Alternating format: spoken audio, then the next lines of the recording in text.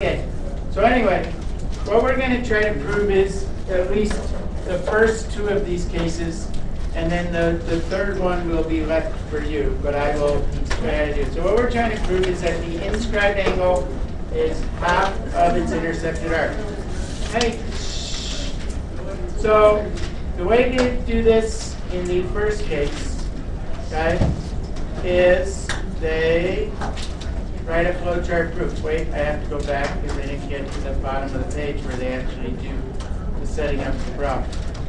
So what happens here is, you can't read that, I'll make it a little bit bigger. Okay? So I'll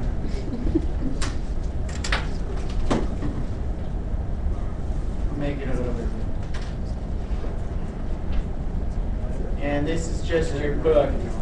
And you could probably read this in your book, but I just want to go through what they're talking about. So what they do here is the measure of an inscribed angle on a circle equals half the measure of its intercepted arc when a side passes through the center of the circle. So in other words, one of the sides of the angle is a diameter. Okay? And what they do to make life easier for the algebra stuff is, instead of calling this by letters, they name this angle X, and they name this angle Z, and they name this angle Y, just to make your life a little bit more, you don't have to worry about all those letters, okay? So what you're trying to show is that the measure of angle MDR, or angle X, right, is equal to 1/2 the measure of this arc MR right there. And what they say is work backwards to formulate a plan you're trying to show. So you need to show that MDR is half of this. And so this can be restated as X is 1/2 of Y. Yes? No? Because this arc and this angle have the same measure. You want to show that, so you need to show that 2x equals y, right? Two of these equal that, and then if I have 2x equals y, then I can divide by 2 and I can get x equals 1/2 y. Well, what do I know about this angle here and this angle here? They're congruent. Why are they congruent? Who knows why they're congruent? Sam? Because it's an isosceles triangle. Why is it an isosceles triangle? Two of the sides are radius. Yeah, very nice. Okay, so what Sam said, when I draw this line up to here like this, right, that these two sides are both radii, and radii are all the same, therefore x has to be equal to z. Alright? And so if x is equal to z, then I can say that 2 x's must be equal, or x and z are the same. But I also know, remember that exterior angle theorem? What's true about y and x and z?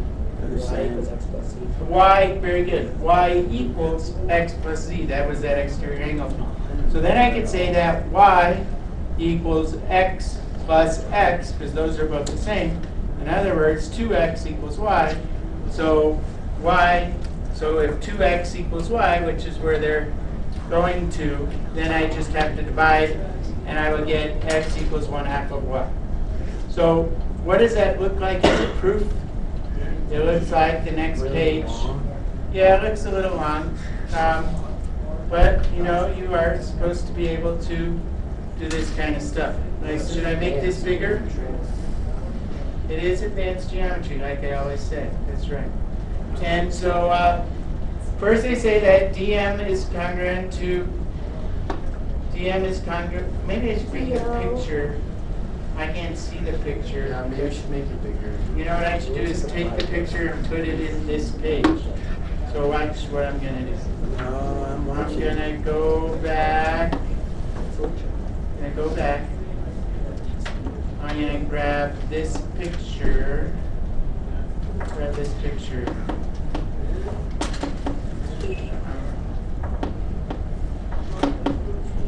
Place capture. I'm not going to place capture in a new page. Doesn't matter. There it is. Right? And I'm going to go edit copy. Okay? And then I'm going to go over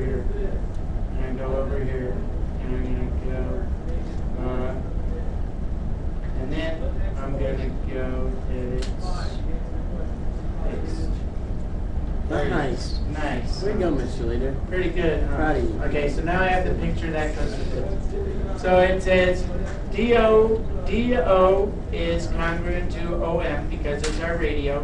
DOM is isosceles. DOM is isosceles because isosceles triangle is a triangle with two congruent sides.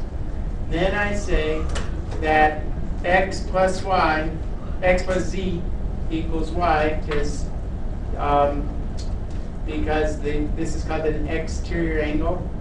Exterior angle right here, this thing, is congruent to the sum of the two interior angles. That's called the exterior angle conjecture. Then x equals z because those two, the base angles of an isosceles triangle are congruent. And then what they do here is a little bit of algebra.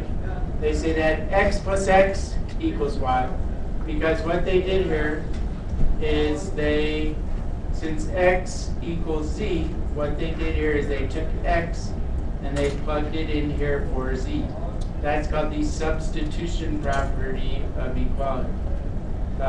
So now when they combine like terms, you have x plus x equals y, 2x equals y, therefore x equals 1/2 y. And then they kind of use substitution since x is the same as angle MDR, right? And 1/2 y is, or y is the same as arc MR. Then they can say that angle MDR is 1/2 of MDR. Could you do that on a test? Probably not, right?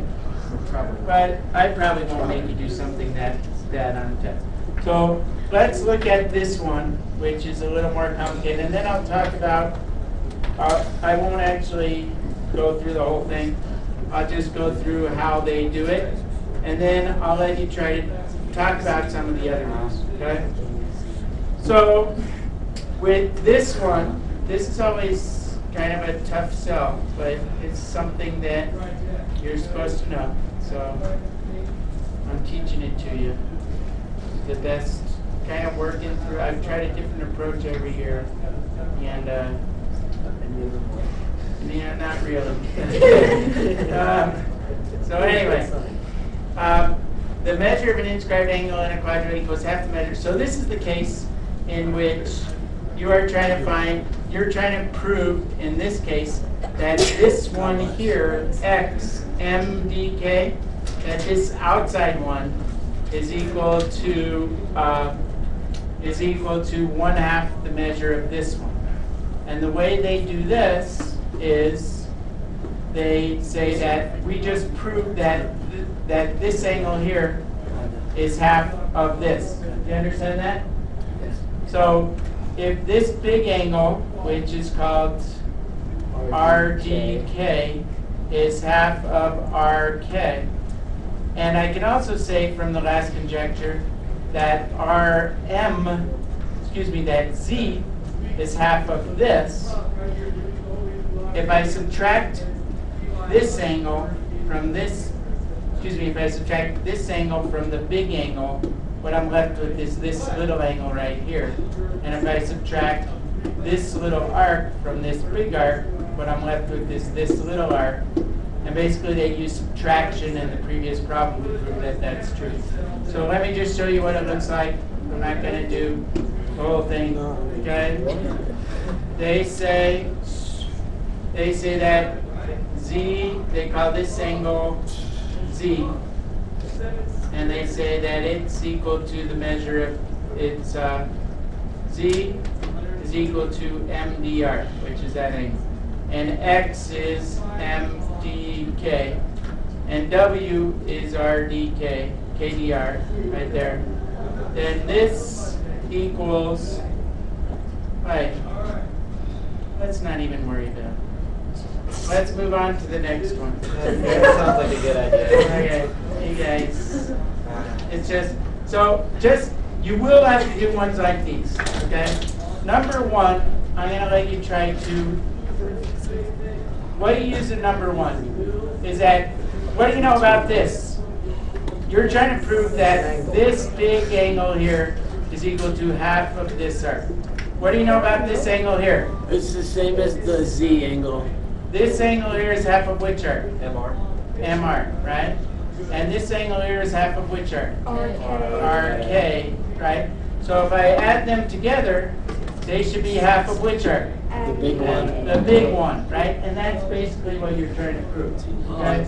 So that one's not too bad. You just say, so if I were doing this one, How can you say that though? Like, how's that allowed? How can you be like? because whatever you have previously proven is allowed to be used in the next Again. part, in the next proofs. So once you've proven something to be true, then you can use that to prove When something did we else. prove that to be true then? We proved that this angle is half of this arc, right? Oh, so since we have that conjecture, Yeah. that's proof. Yeah, so in case one, we proved that this is half But of can't we this. just say that because of that proof, that's half of that? You go like this. Measure angle. Let me just show you. Here, I'm going to do this one with you, and then I'll talk about these and let you try to work on these. Okay? So here we go. First thing I would do.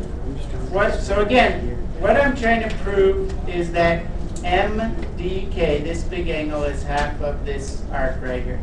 Well, I know that angle Z, that measure of angle Z is, and I'm going to kind of do this in a flow chart.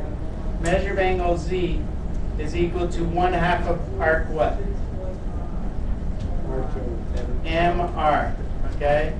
And that, you could just say the reason for that is case one, because they proved it when they said that if I have an angle that looks like that, that's true. Okay? Next thing I'm going to say is that the measure of angle, what? Who can tell me what comes next? Angle. Nice. Measure of angle W is 1/2 RK. I should have a little measure here. Okay? 1/2 the measure of RK. And the reason for that is also case one. Okay? Now all I'm going to do is add these two things together. And I'm going to say that the measure of angle Z plus the measure of angle W is equal to what? What is the measure of angle? Is equal Z to plus half W is of equal to M. what angle? X. X. Okay? Measure of angle X. And that's just addition. Okay? You can add angles together and get a bigger angle. Okay? Because Z, right? Z, this is Z, plus W equals X.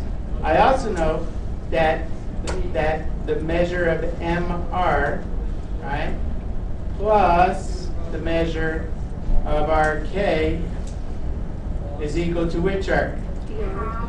Is equal to this big arc, which is MK. I'm not worrying about putting measures in front of this, okay? So if MR plus RK equals MK, right, and MZ, measure of angle Z plus measure of angle W equals X, okay, and this is half of this, and this is half of this, then I can write that I can substitute this in for here, and I can substitute this into here, right? And I get that, yes.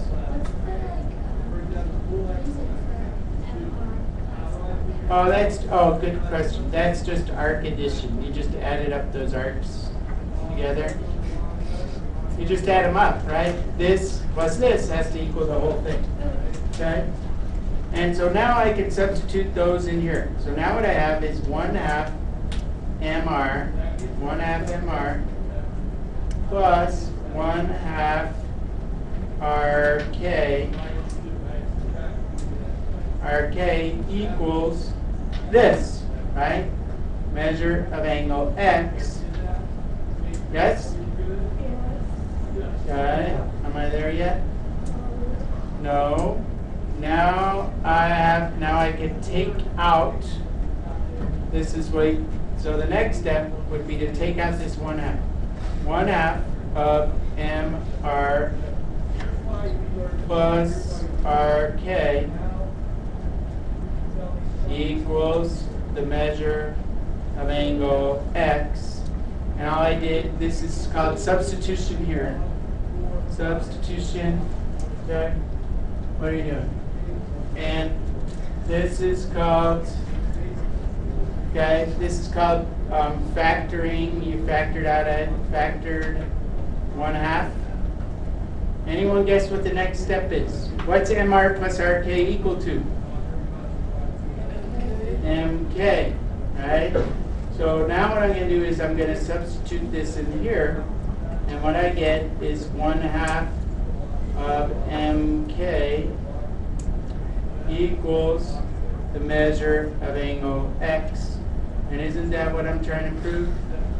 Yeah, because angle X and MDK are the same, right? And so you could just say that you're done. Okay, instead of calling this MDK, I call it like X. So you're going through an actual proof. That's the proof, substitution. All right, so that's a long, complicated proof. I don't think I'll give you something like that on a test, but I want to take you with it through it. Got it? Haley, what are you giving people your ID for? They're going to try to impersonate you. Why haven't you written any of this stuff down? Oh, Supposed to. well, good for you. All right, so now I'm not going to do these ones for you, but these are the ones you have for homework. I'm going to kind of outline them for you. These are a lot easier, okay? Before you ooh and ah and complain and cry, just watch. These are way easier. Inscribed angles intercept the same arc. ACD, ACD. So what you're trying to prove here, they tell you what you're trying to prove. That just watch, okay? ACD is congruent to ABD, right? So what do I know? What's true about ACD? How does it compare to this arc? Right. This angle here, we'll call it X, is half of this, right? And this angle here, Y, is half of this. So if this is equal to half of this, and this is also equal to half of this, what do I know about this and this? Very congruent. So that's basically what you're doing. Do we have to write like flowchart? Either any way you want to write it. In a paragraph, in a flow chart, in a 2-column proof, okay? However you want to do it, okay? Let's look at this one. This one's pretty easy too, okay? Angles are inscribed are right angles. So first thing, so what you're trying to prove is that this angle here is a right angle, right? Yeah. Well, this angle here is half of this, right? Because it's an inscribed angle. That's 180. This is 180 because it's a semicircle. Therefore, half of 180 is 90. 90, so that makes a right angle. So some way you write that in a 3 or 4 step proof or something like that. Okay? Okay? Or a paragraph, however you want to do it. But the idea is that you're making deductive argument. Let's look at the next one. Where are you going, Brecken? I was going to put this in recycle. Okay, put that in the recycle bin. Let's watch you.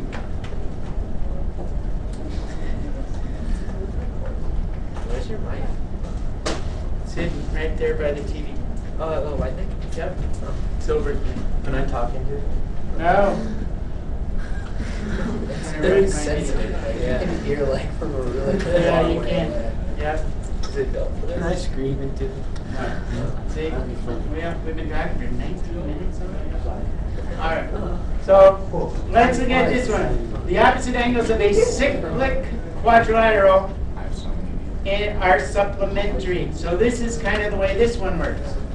And I talked about this yesterday when we kind of did it. Circle with inscribed quadrilateral busi. Is that what that says? Lycee. Oh.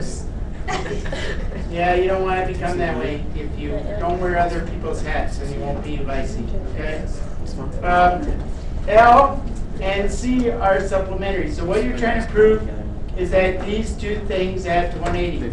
Well, the way you want to do this one is kind of cut this in half, right? I shouldn't have had the lines on there. So this, look at this one. This angle is half of this, right?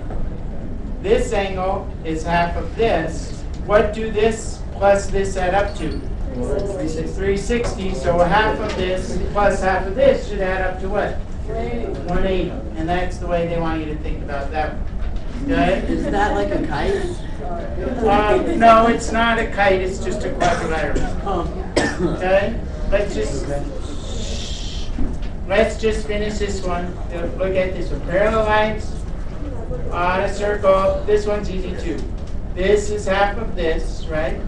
This is half of this. These two things are congruent because these are parallel, right? Therefore, what has to be true about this and this? They're congruent. So somehow you write that up. 6 is determine for exercise 6 and 7 if the conjecture draws. If a parallelogram is inscribed in a circle, then the parallelogram is a rectangle. What do you think? Why? I think it's square. Why is it a rectangle? If it's a parallelogram, what has to be true about the opposite angles? They have to be congruent. If it's a parallelogram, then the opposite angles, right? Supplementary. This and this are congruent. And if they're congruent and supplementary, what do they have to be? They have to be 90 degrees each, right? And if a parallelogram has 90-degree angles, what type of parallelogram is it? A rectangle, right? So that's what they're trying to do with that. Is it a square? Yeah. I'm not sure. Yeah, because Is it in a a circle, They have you to can be only the have same certain length. right angles. And There's only one way to do it. Yeah, I think you're right. Yeah, but, okay. So anyway, that's all she wrote. All you have to do is this page 1 through 6, okay? Draw the pictures and see what you can do with that. And